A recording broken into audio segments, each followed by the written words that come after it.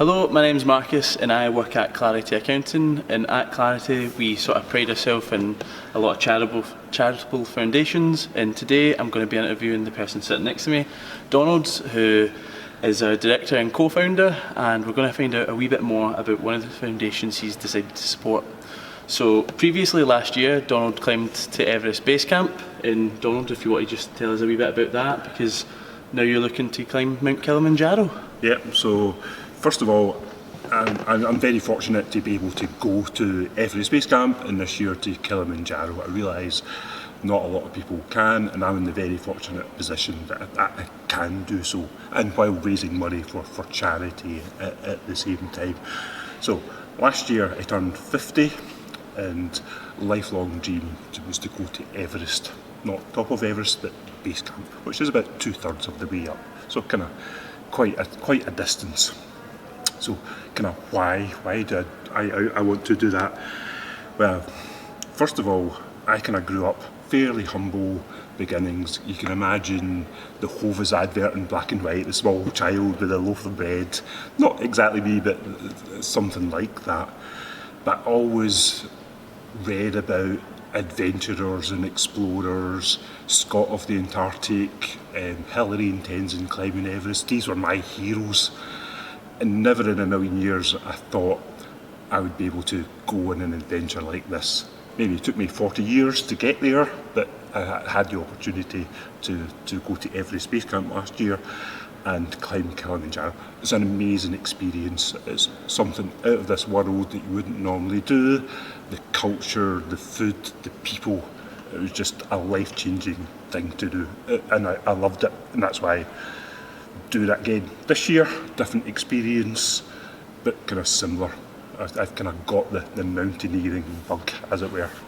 Yeah, that sounds amazing, to be fair, and I just imagine that whilst you also got all the amazing views and all the amazing sights and pictures, it wasn't entirely that of your heroes, like, and it wasn't entirely glamorous, was it? No, far from it, and it sounds exciting and it sounds glamorous, but that sometimes the reality isn't so.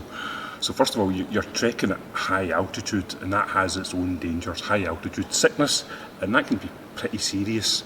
If you get it, it affects different people different ways, and you don't know until you're up there. But worst case scenario, you get a thing called a pulmonary edema, and that's kind of, it sounds nasty, and it is nasty. You can die without over dramatising it. You can die from it, and we saw lots of people getting helicoptered off the mountain or kind of down and really not well. So there is an element to that, but that is worst case scenario. Most people will have some symptoms, so nausea, headache, cough, shortness of breath. So I was fairly lucky. I had a bit of a headache, a bit of a cough, couldn't eat, lost my appetite, and I couldn't sleep. And bearing in mind you're doing pretty strenuous kind of hiking during the day, so if you're doing that and kind of not feeling great, it is maybe not the most enjoyable. It's a bit of a slog at times. But then you've got Mount Everest in the background. Toilet conditions, if I can speak about toilet conditions, that's what everybody wants to know.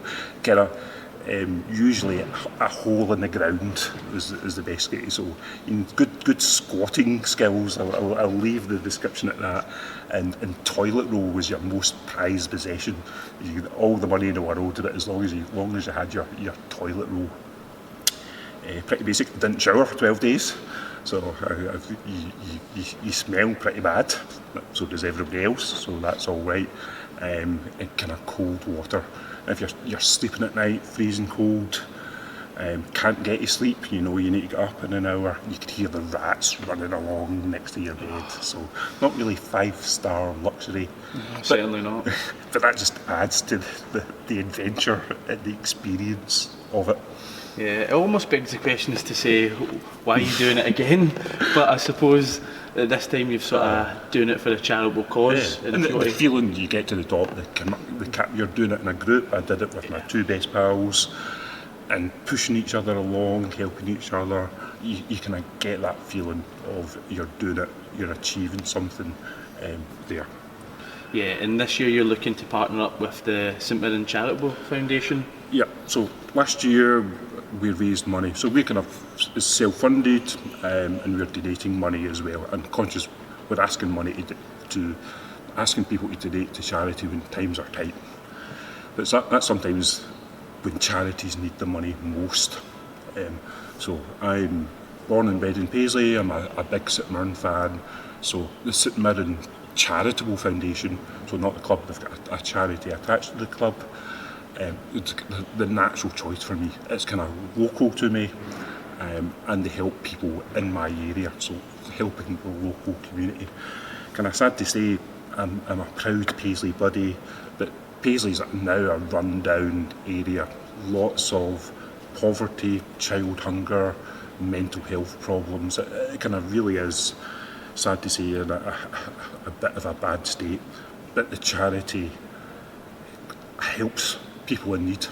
It kind of boots on the ground, practical help, feeds people, runs dementia clinics, things like that. Really makes a difference in the local community.